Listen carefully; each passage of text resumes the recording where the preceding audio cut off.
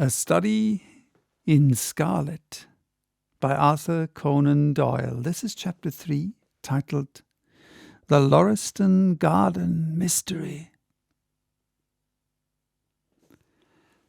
I confess that I was considerably startled by this fresh proof of the practical nature of my companion's theories. My respect for his powers of analysis increased wondrously. There still remained some lurking suspicion in my mind, however, that the whole thing was a pre-arranged episode intended to dazzle me, though what earthly object he could have in taking me in was past my comprehension. When I looked at him, he had finished reading the note, and his eyes had assumed the vacant, lacklustre expression which showed mental abstraction. "How in the world did you deduce that?" I asked. "Deduce what?" said he petulantly. "Why, that he was a retired sergeant of marines." "I have no time for trifles," he answered brusquely. Then with a smile, "Excuse my rudeness. You broke the thread of my thoughts. But perhaps it is as well. So you actually were not able to see that the man was a sergeant of marines?" "No, indeed." It was easier to know it than to explain why I knew it. "If you were asked to prove that 2 and 2 made 4, you might find some difficulty, and yet you are quite sure of the fact." Even across the street I could see a great blue anchor tattooed on the back of the fellow's hand. That smacked of the sea. He had a military carriage, however, and regulation side whiskers. There we have the marine. He was a man with some amount of self-importance and a certain air of command. You must have observed the way in which he held his head and swung his cane. A steady, respectable, middle-aged man, too, on the face of him. All facts which led me to believe that he had been a sergeant. "Wonderful!" I ejaculated. "Commonplace," said Holmes, though I thought from his expression that he was pleased at my evident surprise and admiration.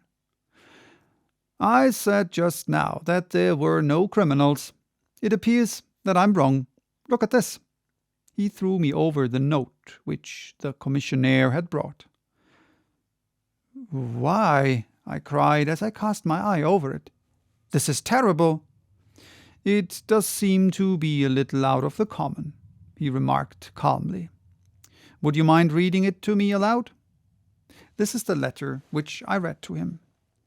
"My dear Mr. Sherlock Holmes, there has been a bad business during the night at 3 Lauriston Gardens off the Brixton Road. Our man on the beat saw a light there about 2 in the morning, and as the house was an empty one, suspected that something was amiss. He found the door open, and in the front room, which is bare of furniture, discovered the body of a gentleman, well dressed and having cards in his pocket bearing the name of Enoch J. Drebber, Cleveland, Ohio, USA. There had been no robbery, nor is there any evidence as to how the man met his death. There are marks of blood in the room, but there is no wound upon this person. We are at a loss as to how he came into the empty house. Indeed, the whole affair is a puzzler. If you can come round to the house any time before 12, you will find me there. I have left everything in statu quo until I hear from you. If you are unable to come, I shall give you fuller details, and would esteem it a great kindness if you would favour me with your opinion. Yours faithfully, Tobias Gregson." "Gregson is the smartest of the Scotland Yarders," my friend remarked. "He and Lestrade are the pick of a bad lot. They are both quick and energetic, but conventional, shockingly so.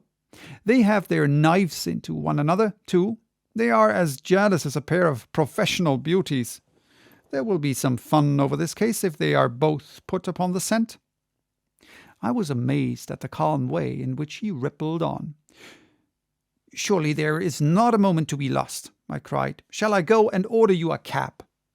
"I am not sure about whether I shall go.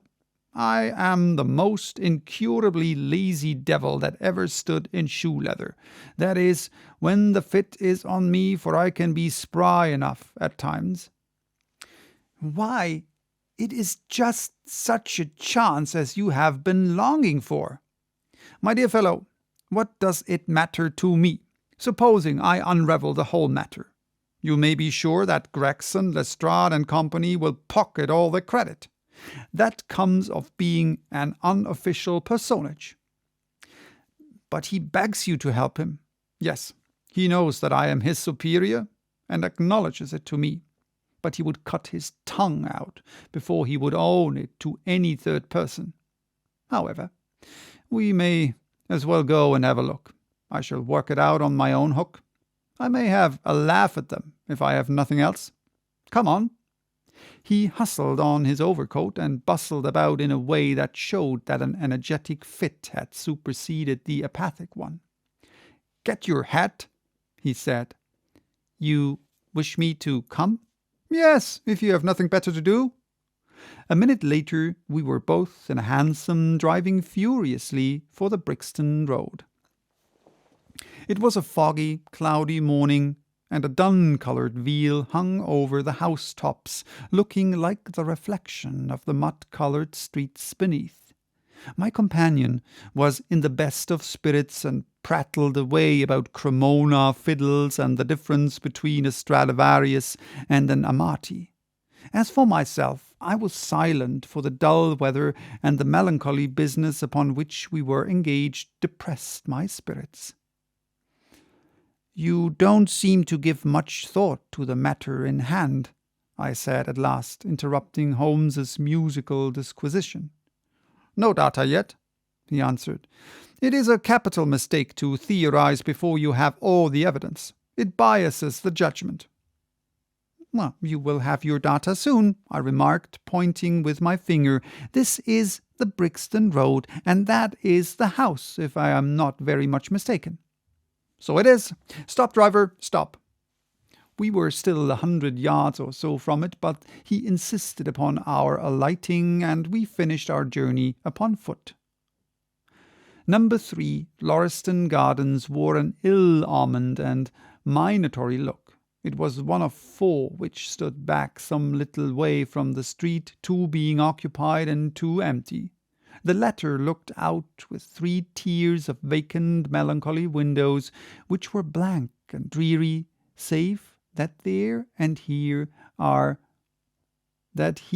there a "To Let" card had developed like a cataract upon the bleared panes. A small garden, sprinkled over with a scattered eruption of sickly plants, separated each of the houses from the street, and which was traversed by a narrow pathway, yellowish in colour, and consisting apparently of a mixture of clay and of gravel. The whole place was very sloppy from the rain which had fallen through the night. The garden was bounded by a 3-foot brick wall with a fringe of wood rails upon the top, and against this wall was leaning a stalwart police constable, surrounded by a small knot of loafers who craned their necks and strained their eyes in the vain hope of catching some glimpse of the proceedings within. I had imagined that Sherlock Holmes would at once have hurried into the house and plunged into a study of the mystery. Nothing appeared to be further from this intention.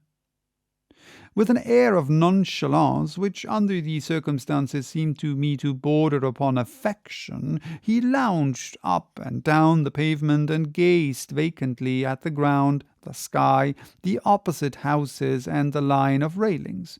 Having finished his scrutiny, he proceeded slowly down the path, or rather down the fringe of grass which flanked the path, keeping his eyes riveted upon the ground. Twice he stopped, and once I saw him smile, and heard him utter an exclamation of satisfaction. There were many marks of footsteps upon the wet, clayey soil, but since the police had been coming and going over it, I was unable to see how my companion could hope to learn anything from it. Still, I had such extraordinary evidence of the quickness of his perceptive faculties that I had no doubt that he could see a great deal which was hidden from me. At the door of the house, we were met by a tall, white-faced, flaxen-haired man with a notebook in his hand, who rushed forward and wrung my companion's hand with effusion. "It is indeed kind of you to come," he said. "I have had everything left untouched." "Except that," my friend answered, pointing at the pathway. "If a herd of buffaloes had passed along, there could not be a greater mess. No doubt, however, you had drawn your own conclusions, Gregson, before you permitted this?" "I have had so much to do inside the house," the detective said evasively. "My colleague, Mr. Lestrade, is here. I had relied upon him to look after this." Holmes glanced at me and raised his eyebrows sardonically.